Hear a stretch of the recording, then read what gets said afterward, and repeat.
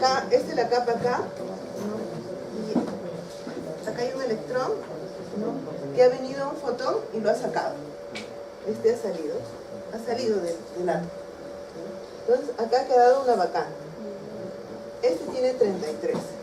33 es su energía de enlace, ¿de acuerdo? ¿No? Pero dice que un electrón de la capa L ha llenado esa vacante, ¿no?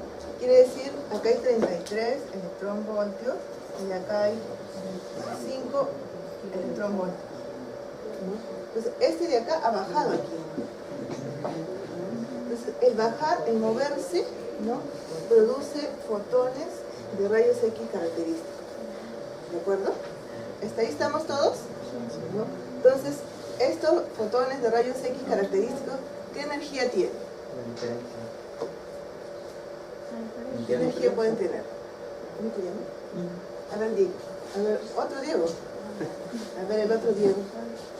¿Qué energía van a tener?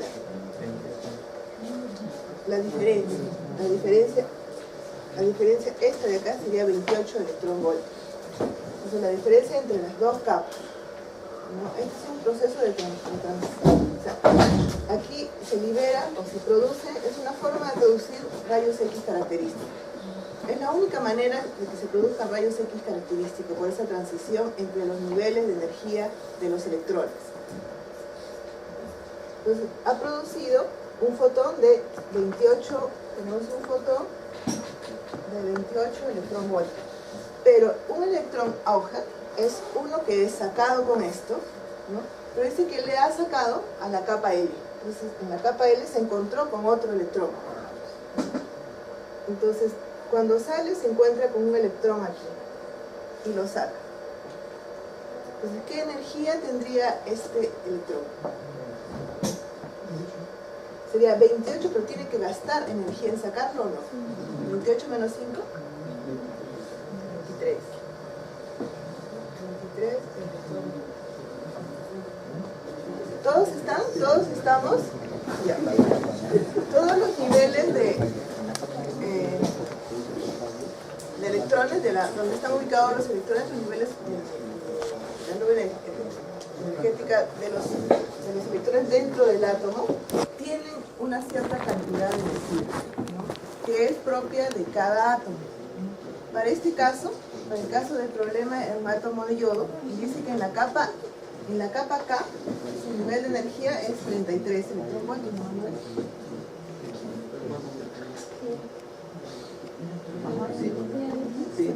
Kiloelectronvoltios, ¿no? Kiloelectronvoltios, 33 kiloelectronvoltios y 5 kiloelectronvoltios para la capa L. ¿No? ¿Estamos ahí? ¿Hasta ahí estamos todos? ¿No?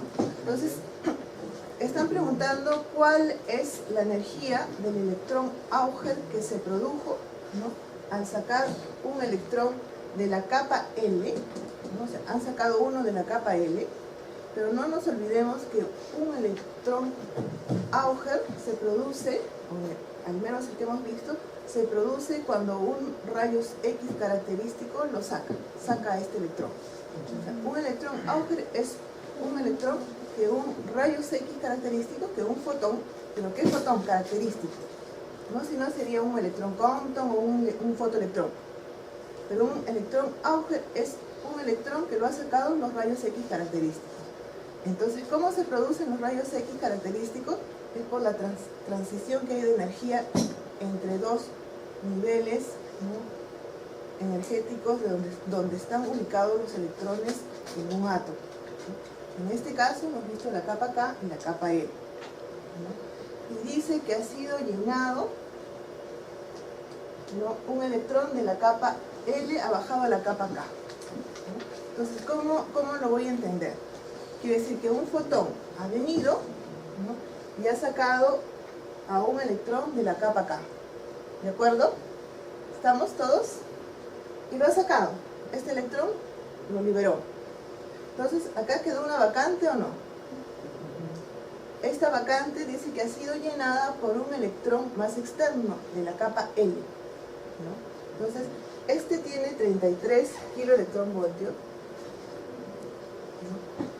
esta capa K y la capa L tiene 5.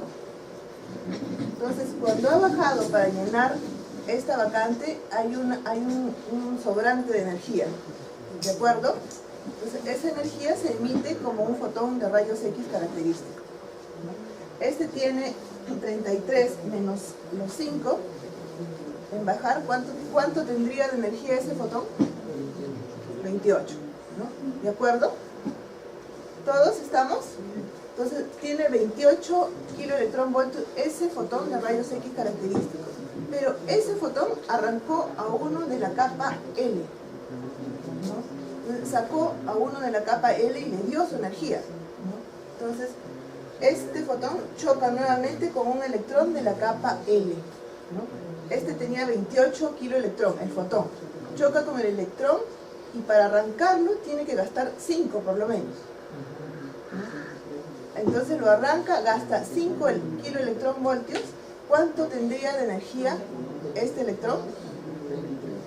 23 kiloelectronvoltios. Entonces esa era la pregunta. ¿Todos estamos? ¿Ahora sí? ¿Seguros? Una pregunta así viene en el examen. Sí, o para que la llenen, algo así. En el práctico. ¿Ustedes saben qué equipo produce rayos X característicos?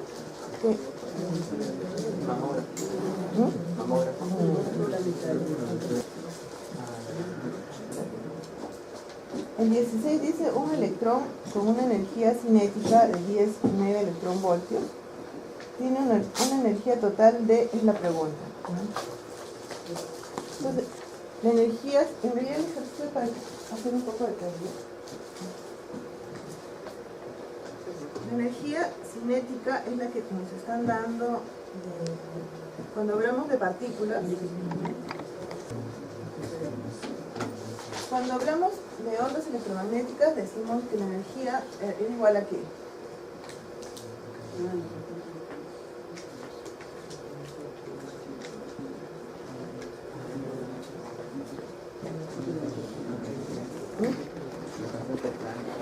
¿Ya?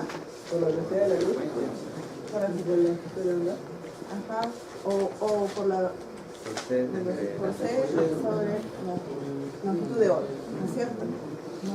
Entonces, cuando hablamos de una partícula, ¿cómo estaría dada su energía?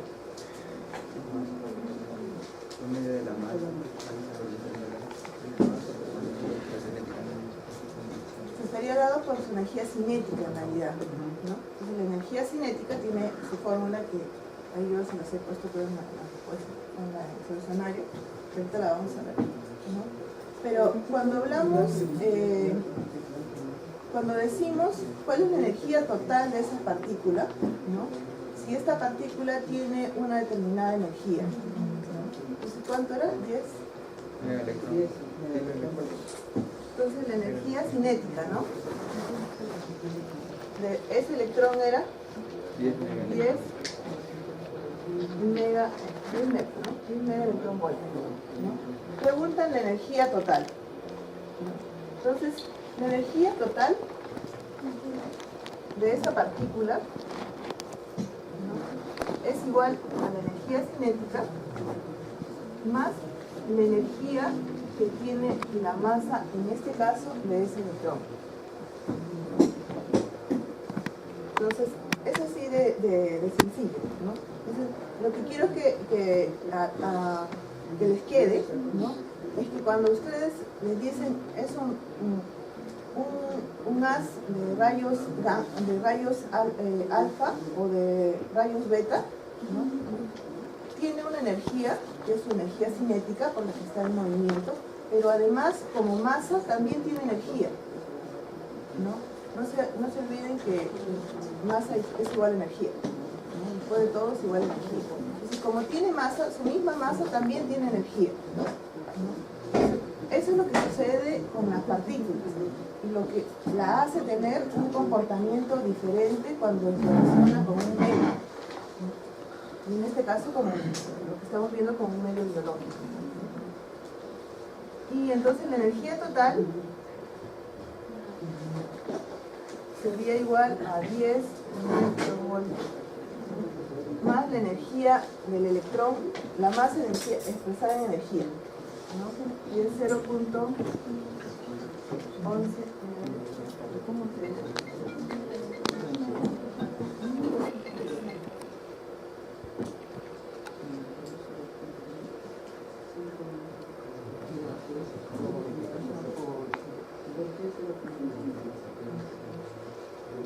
Esa sería la energía, es realmente solo la suma.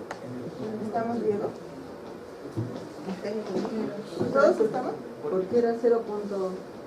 Ese es, en realidad es un dato que ese día se los di. Creo que en una hojita aparte son los datos. Ajá. Sí, es un dato. ¿Y el examen se lo va a dar? ¿En el examen? Esta es la fórmula de energía cinética de una partícula que yo con la que yo he trabajado. La energía cinética de una partícula es igual a la masa de la partícula con la velocidad de luz, ¿no? Entre una constante, una relación que tienen las velocidades, que tiene esa partícula, ¿no? Pero debe salir de ahí sale de esa relación que tú estás haciendo, debe llegar ahí. Deberías haber llegado ahí. ¿Cuánto le sale? Me sale porque solo hice lo mismo, la relacioné las dos energías, ¿no? Aquí está.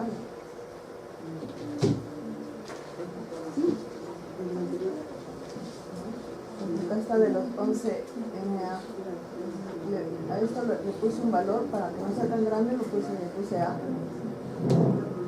Y bueno, luego lo reemplacé y mi gracia es igual a 0.941. Pero acá yo tengo la relación de las dos velocidades. Yo lo único que he hallado es la relación de las dos velocidades.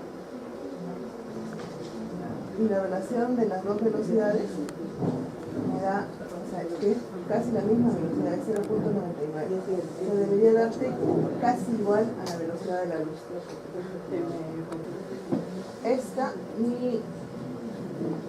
Entonces, para el caso del problema 18, entonces vamos a determinar la energía que tiene esa partícula. En este caso estamos hablando, ¿no?, de un protón, ¿no?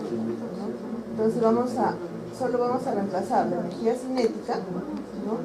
Sabemos que la energía que lleva, la velocidad que lleva, ¿no?, es 96% la velocidad de la luz, ¿no? Entonces, la energía cinética que tiene ese protón va a ser igual a la masa expresada en energía por la velocidad de la luz, ¿no?, por esta constante. La masa del protón también estaba como dato, ¿no? Era 938 megaelectronvoltios,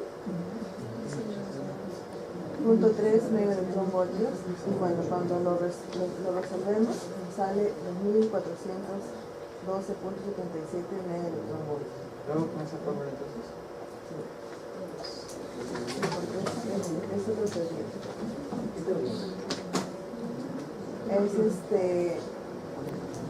Cuando nosotros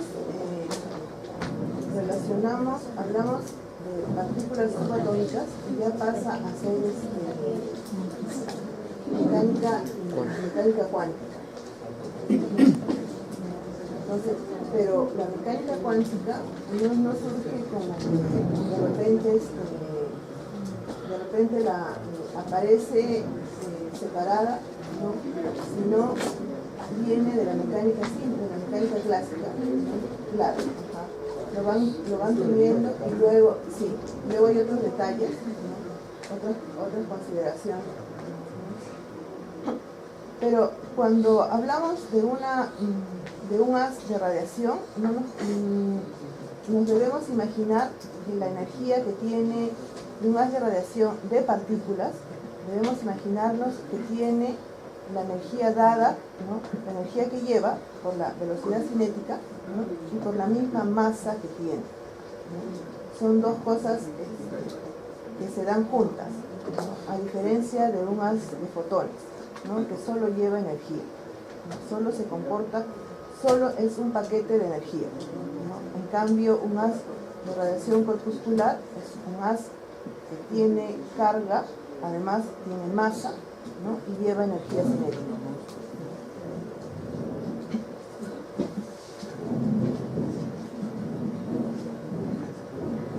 En 19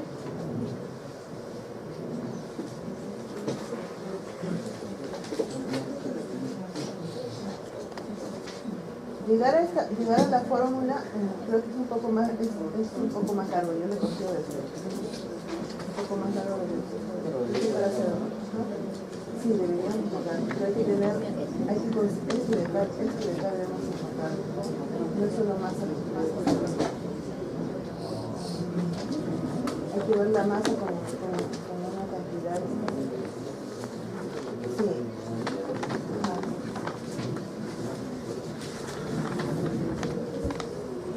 La raíz. Falta saltarle eso, sale Sacó la raíz, ¿no? No había sacado, ¿no? ¿Cuánto sale? 0.0.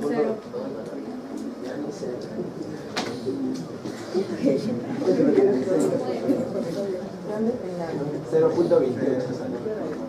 Ahora eso, divídelo entre 1. 0.28.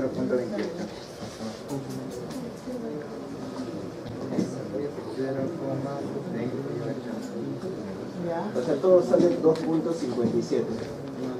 Todo eso, esa división menos el 1. Menos el 1 sale 2.57. Ahora sí sale. 2.57. Allá redondeando la ratita. Y ahora falta multiplicarlo. Por 938. Pero no me... 2.411. Coma 3, 411. Ya, normal. Es equivocado en la raíz cuadrada. Alexander. Se dice que la energía cinética de un electrón L expulsado por un fotón se creó durante la transición de la capa de M a K. O sea, un electrón va a pasar a la capa K.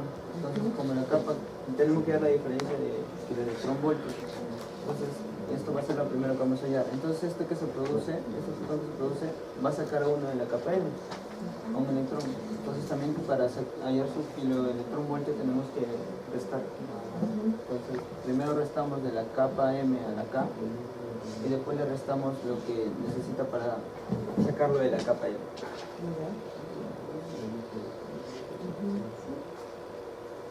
¿Me entendieron? ¿Sí? Sí, ¿no? ¿O no? Si viene una pregunta parecida, ¿jalan? Si solo le pongo para que llenen. Las energías que tiene, en este caso la de tungsteno, obviamente no voy a querer que se aprenda la energía, ¿no? Porque no soy muy partícipe del razonamiento basado en la memoria, el aprendizaje basado en la memoria, pero esos son sus niveles de energía, le corresponden, o sea, el tungsteno acá en la China y en cualquier lugar, esos son sus niveles de energía, ¿no? Así como el del yodo son sus niveles de energía, ¿no? Entonces, un rayos X característico que hace esa transición en esas capas siempre va a tener esa energía, 58.5 voltios. Entonces va a tener ese rango de energía. Por eso es por eso se consideran este tipo de ondas electromagnéticas como características, porque tienen un rango de energía conocido, ¿no? Que va a depender del material. Y la 20. Como en la capa acá tenemos un electrón ha sido expulsado, un electrón de la capa L ocupa la vacante, entonces hay un gas, una energía que es transferida. Entonces yo solo vemos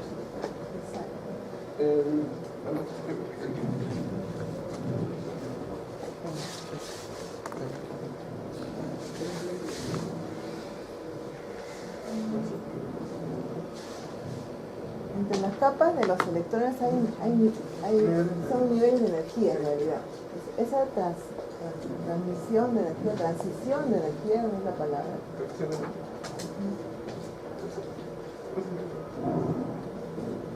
A ver, ¿le entendieron a Ricardo? ¿Sí? Ricardo.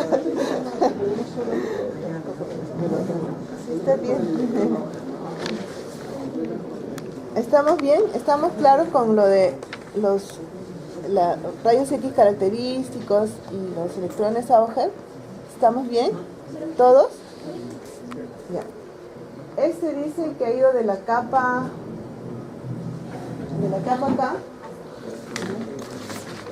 Y la capa acá tiene, claro, han sacado un electrón de la capa acá, ¿es cierto, Ricardo? ¿No? Y ha ido a ocupar una vacante, un electrón de la capa L. Y la pregunta es la energía del fotón característico, de rayos X característico producido. Entonces, la energía va a ser solo la diferencia entre estos dos niveles de energía, que sería 69.5 menos 11, ¿no? 58.5 electronvoltios.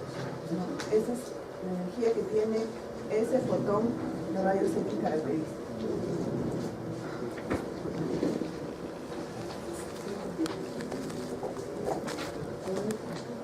Este sería en una transición de la capa K a la capa L, ¿no?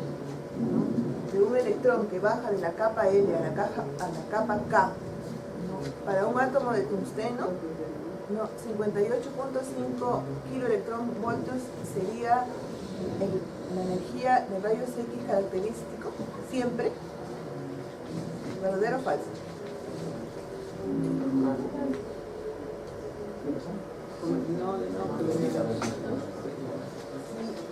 Tiene la afirmación que 58.5 kilo, un fotón característico, ¿no? De energía 58.5 kiloelectronvoltios se produce de la transición entre la capa K y L de un átomo de tungsteno. Sí. Sí. Eso siempre, ¿no? Siempre si se va de esa capa de la L pasa a la K, ¿no? Esa va a ser la energía, ¿no? ¿Todos estamos? ¿No? Siempre va a ser, ¿no? Si ustedes nos han hecho generación de rayos X, no sé, creo que lo hacen en instrumentación o no sé qué curso, ¿no? Cuando ven el espectro de rayos X, ¿no ven que tiene dos picos? Esos picos de rayos X característicos, ¿no? Si lo ven el de tungsteno, ¿no? Más o menos tiene ese rango de energía, ¿no? Ese es el rango de energía donde hacen ese pico, ¿no? Todo está bonito, pero de repente hay unos piquitos, ¿no? Entonces hacen ese es el fotones de rayos X característicos. En la pregunta 1, como las copié y no me dice. En la pregunta 1 dice, bueno, la radiólisis del agua es en relación a la radiólisis del agua, ¿no? Y más o menos es entre el 2/3 y acá, yo les dije era más o menos 2/3 del daño que produce la radiación indirectamente ionizante, ¿no? Y les preguntan cuál es el producto de esa radiólisis, ¿no? Si tienen sus copias, ¿no? Las pueden sacar, ¿no?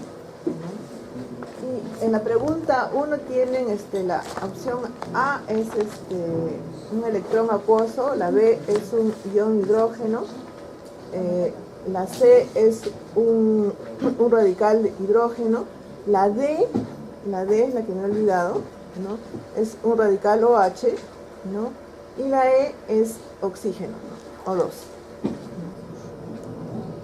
Es un dato que yo en la teoría no lo he dado así como dato, ¿no?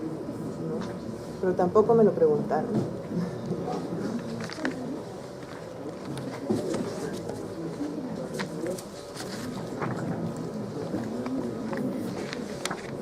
Yo les dije que se producían radicales libres, pero nadie me preguntó cuál era el más dañino. El OH, ¿no? ¿Usted dijo eso? ¿Ah, sí lo dije? Ah, entonces ya. Entonces sí la saben.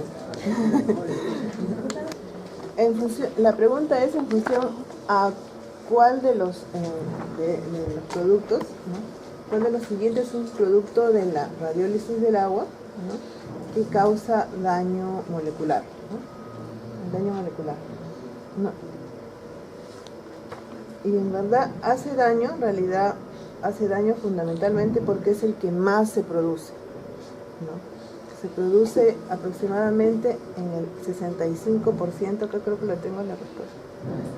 Dice entre el 65 al 75%, ¿no?, de radiólisis de agua, el producto que ocasiona es el radical HO o radical OH, ¿no?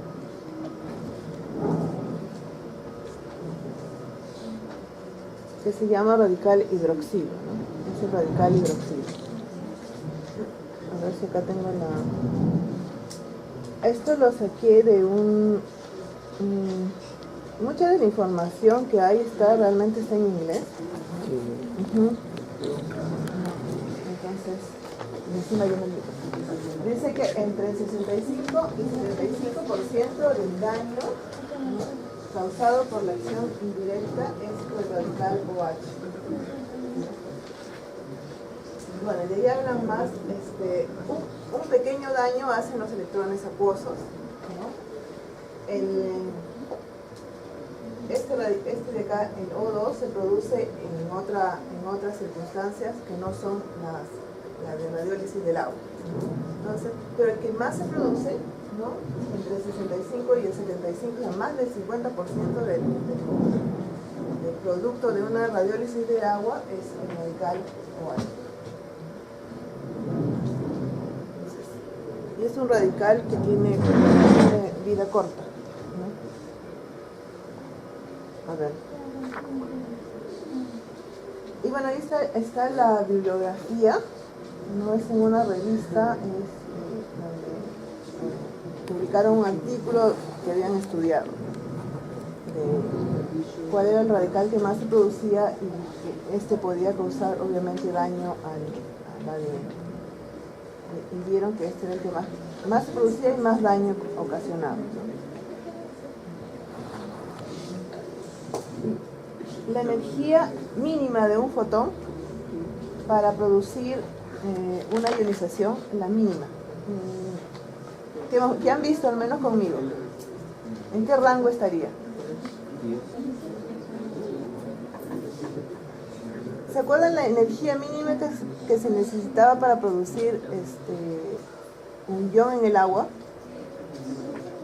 Decía ionización y abajo excitación, creo, si no me equivoco. 3 electronvoltios.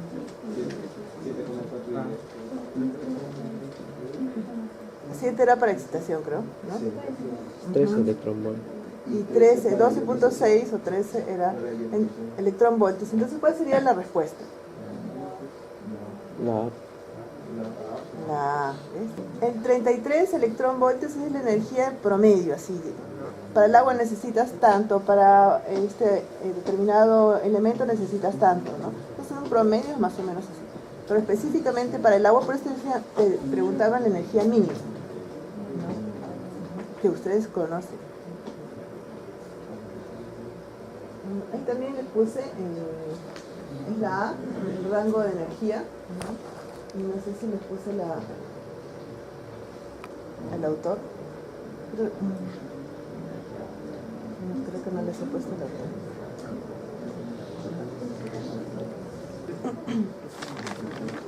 Bien, dice que ¿cuál de las siguientes afirmaciones es correcta en relación a la radiación de alto LED?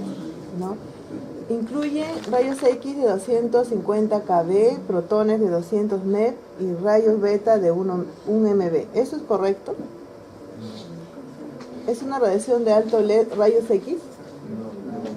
No, desde ahí ya no es.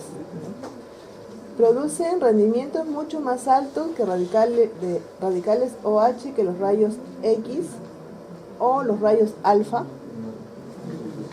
No. De repente si hubiéramos llegado hasta rayos X podría ser, ¿no? Pero ya rayos alfa no. es bajo LED. Son componentes de las llamaradas solares, pero no de los rayos cósmicos. Ni idea. No, esa cosa no es. Producen trayectos de ionización menos densos que los rayos gamma. No, estamos hablando de alto LED. Producen más densos que los rayos gamma, ¿no? Entonces, producen mayores niveles de lesiones agrupadas en el ADN que los rayos X. Sí, ¿se acuerdan que les había hablado de los del blobs, de los spur y de los short tracks, que eran el rango de energía que tenían sus iones que se producen? Si producen más iones, ¿no? Se agrupan más iones producto de la radiólisis del agua, entonces pueden producir más radicales libres y pueden producir más daño, ¿no?, al ADN. La vida útil de un radical OH es... ¿Quién la vio? ¿Quién la vio? Pregunto mejor. ¿Quién la vio?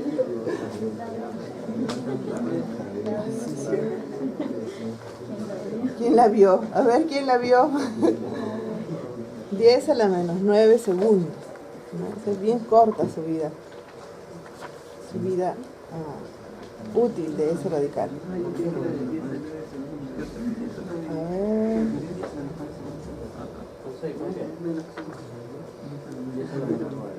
Segundos. Porque se tiende a recombinar, a desaparecer. Es muy rápido. Muy rápido.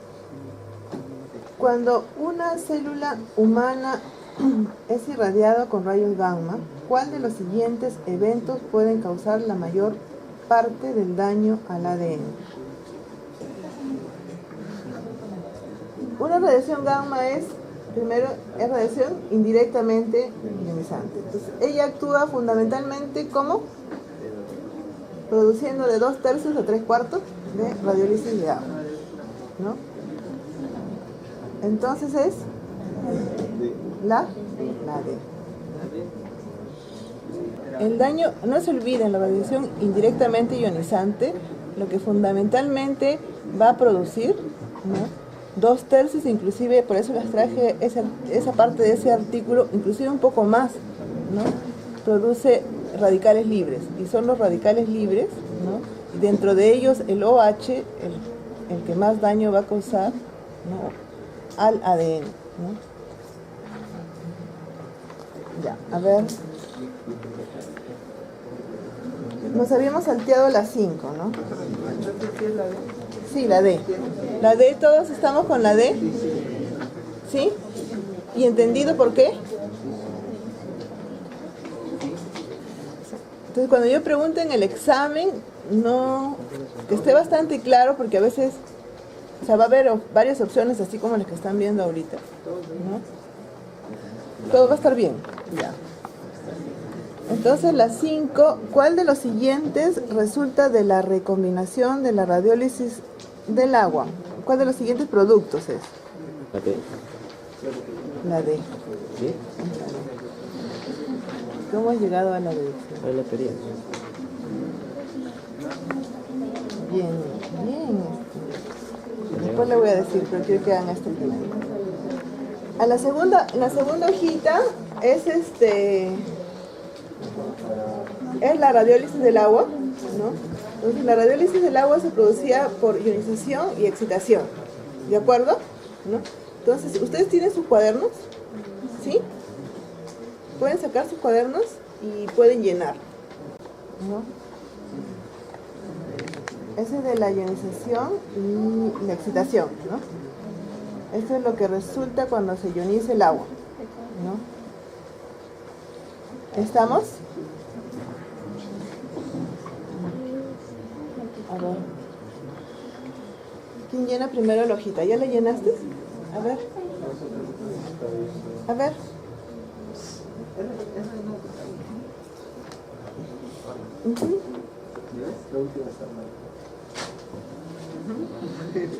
No, la última es todo lo que produce.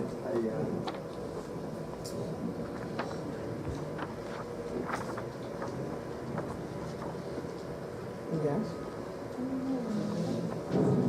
Entonces, esto es el resultado que tú tienes cuando ionizas y hay ionización y excitación. Ya. En la pregunta anterior, en la 5, tú me dijiste que era electrón acuoso. ¿Y es electrón acuoso?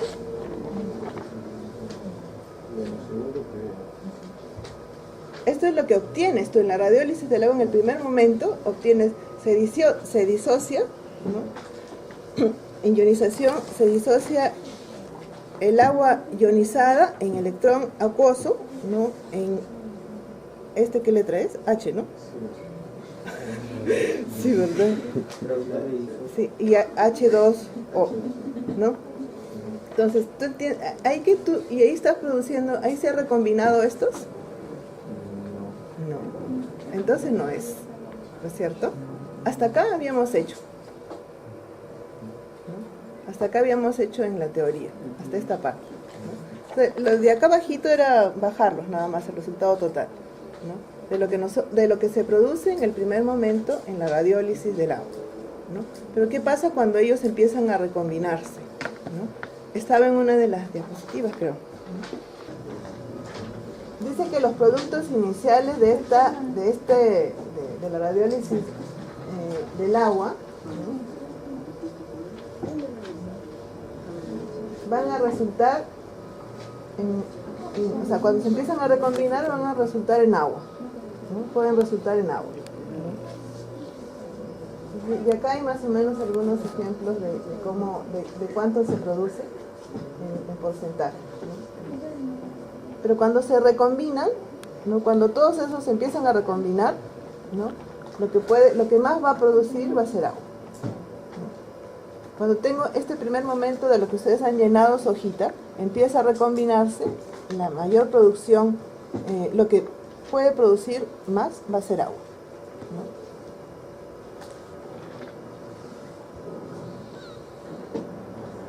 Ahora yo les había traído para que jueguen, a ver, también, pero para que jueguen, pero para que intervengan, ¿no? Sí. Profesora, cuando usted dice recombinación, ¿es como un proceso inverso? No, es un proceso, tiene ya moléculas inestables, entonces ellos tienen que interactuar, tienen que reaccionar con lo que están en el medio donde están, ¿no? Y de todas estas moléculas que ya están en este medio, que ha sido el primer producto, por si lo detuviéramos, si detuviéramos el tiempo de las reacciones, en el primer momento encontraríamos todos estos productos, todo lo que ustedes han visto de la radiólisis del agua, ¿no? El electrón acuoso, todos estos, que son básicamente 5. Pero cuando intentan, se produjeron. Entonces, ¿qué es lo que sigue? ¿No? Como son o iones o radicales, tienden a interactuar con los que no han sido dañados de algún modo, por decirlo de ese modo, ¿no? Entonces se intenta combinar,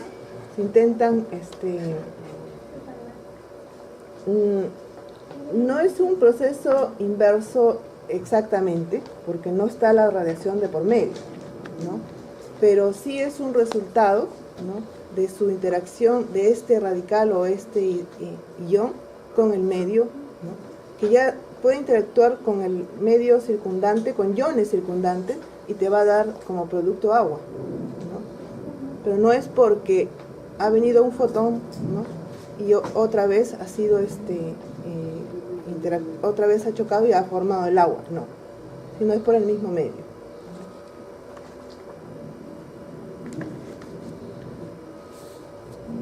Ahora hay uno de la última clase, ¿no?, que es hasta acá que va a venir el pasito, ¿no?, y es de reparación, del daño y reparación al ADN, ¿no? Hay una pregunta que de repente si no la hemos hecho, pero vamos a ver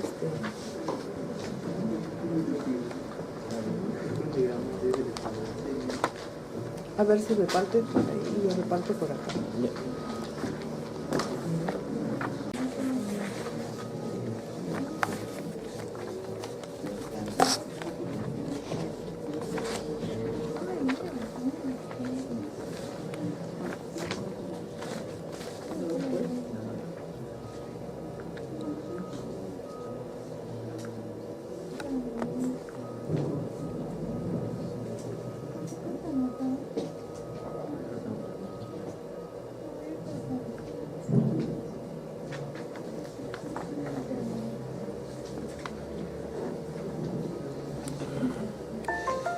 La radiólisis del agua, lo que sucede en la décima de segundo. La radiación ionizante, básicamente indirectamente ionizante, no tiene el agua en dos modos, o la ioniza o la excita. Cuando excita, la molécula de agua excitada se fragmenta en dos radicales, el radical OH y el radical H. Cuando la ioniza, tenemos la molécula de agua ionizada de carga positiva y el electrón liberado. Esta, la molécula de agua, me va a producir el ion hidrógeno, ¿no? Y el radical OH, o HO. Radical. Este electrón, ¿no?, es atrapado en el agua y me produce el electrón acuoso. O también se va a unir a un ion positivo, un hidrógeno positivo, cargado positivamente.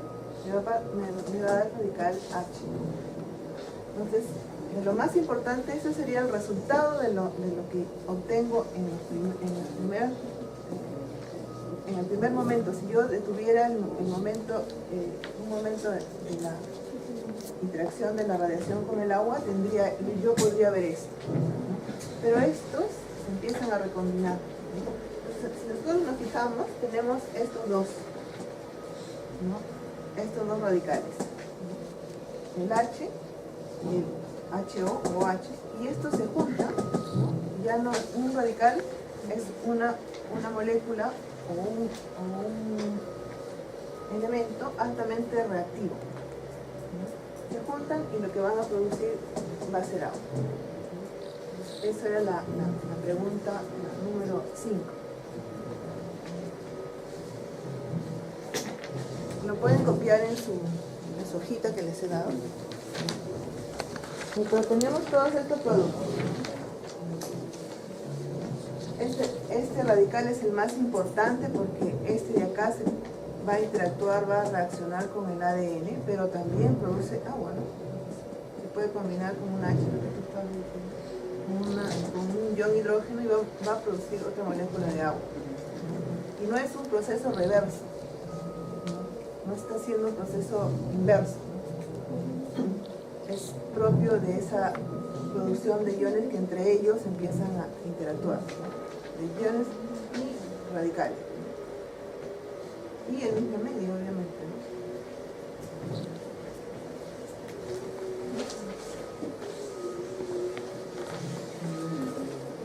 ¿no? A ver, ¿hacemos la primera o están?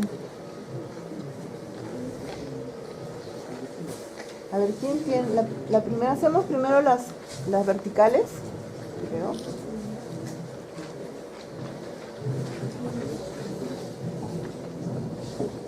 Ya.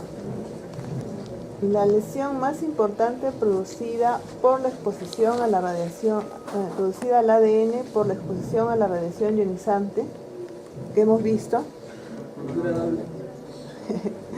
Eso sería. A ver, ¿quién respondió primero? Voy a poner una campanita.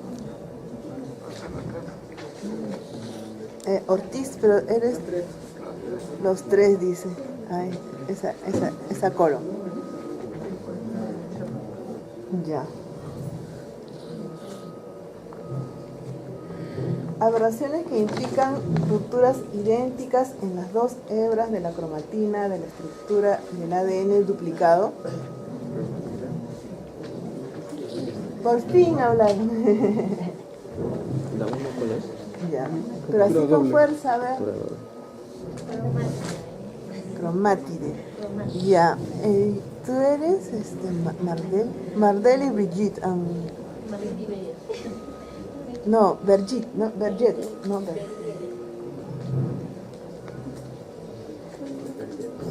Ya. ¿Están de acuerdo con Mardel y Verget? Sí. A ver, la 3, ¿quién ha hecho la 3? Hay dos preguntas que no las he mencionado. O sea, no las he mencionado. Una no la he mencionado nunca. Y esta la he mencionado. La 2 es cromátide, ¿no? Sí. La 2 es cromátide, ¿no? La 3 cambia la sensibilidad de la célula a la radiación.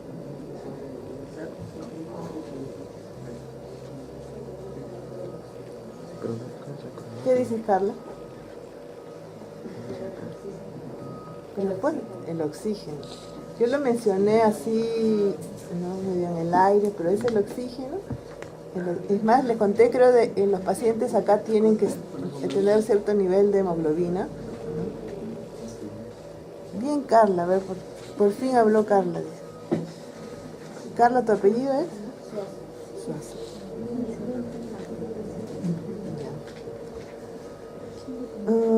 Corto alcance y alta densidad, alta densidad de ionización me estoy refiriendo.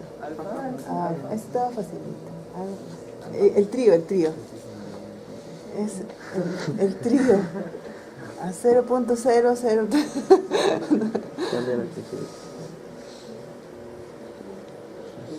Ya. A ver, Anthony. No, de ella no. De ahí no, de allá. La lista mejor. De allá no me conoce sus nombres. Ay, perdón. No, pero de los de allá. El de Barbita, ¿cómo se llama? ¿La Barbita? Rodrigo de la Cruz. Rodrigo. A ver, Rodrigo. De la Cruz. Rodrigo de la Cruz. ¿Qué tienes que decir todo el apellido? Sí, es que hay dos Rodrigos. Dice que hay dos Rodrigos, ¿no? Rodrigo de la Cruz y el otro Rodrigo. Rodrigo. ¿Qué más? Y se juntan entonces. Y andan juntos encima. A ver, a Rodrigo de la Cruz. ¿Están de acuerdo con Rodrigo de la Cruz? Sí. Ya, sí, está bien. A ver, Rodrigo. A ver, el otro Rodrigo.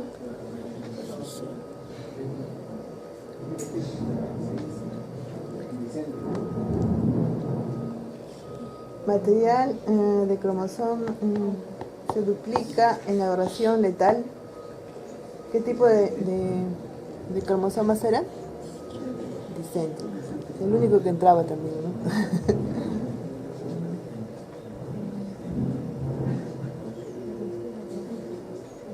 La 7.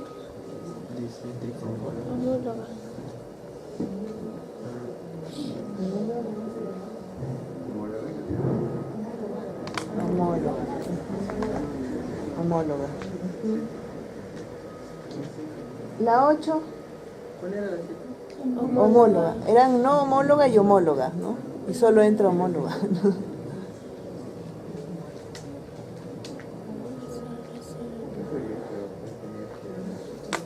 Esa palabra no se las he mencionado nunca. ¿Con él? Eso sí creo que nunca se las he mencionado. El material cromosomal. Ya, voy a pasar a la 9. Gen involucrada en la detección de ruptura doble. Eso estaba fácil.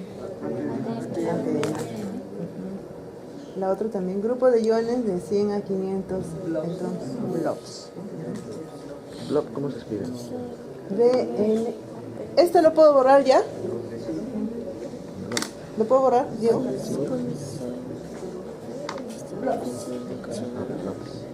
O acá lo escribo.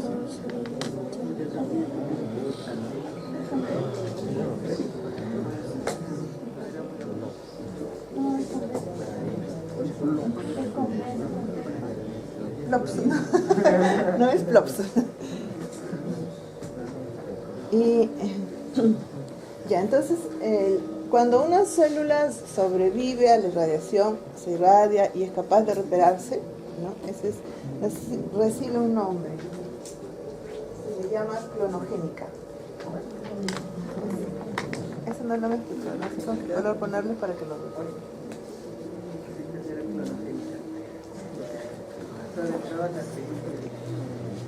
No era cancerígeno.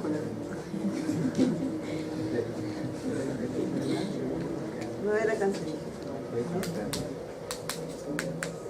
Es clonogénica. Lo que sigue en las clases, cuando veamos muerte celular, vamos a ver muerte y los sobrevivientes, ¿no? Entonces los sobrevivientes son células clonogénicas.